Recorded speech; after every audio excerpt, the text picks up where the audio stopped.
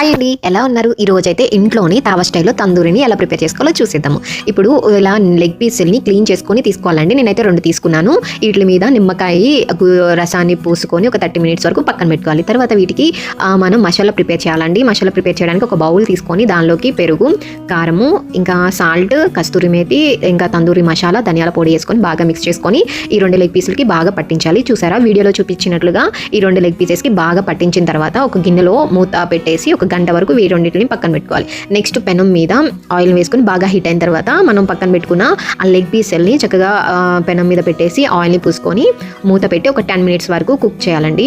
చూసారా ఎంత చక్కగా కుక్ అయినావో. ఇప్పుడు మరలా పక్కకి తిప్పి మరలా ఆయిల్ పూసుకొని ఇంకొక 10 మినిట్స్ వరకు కుక్ చేసుకోవాలి.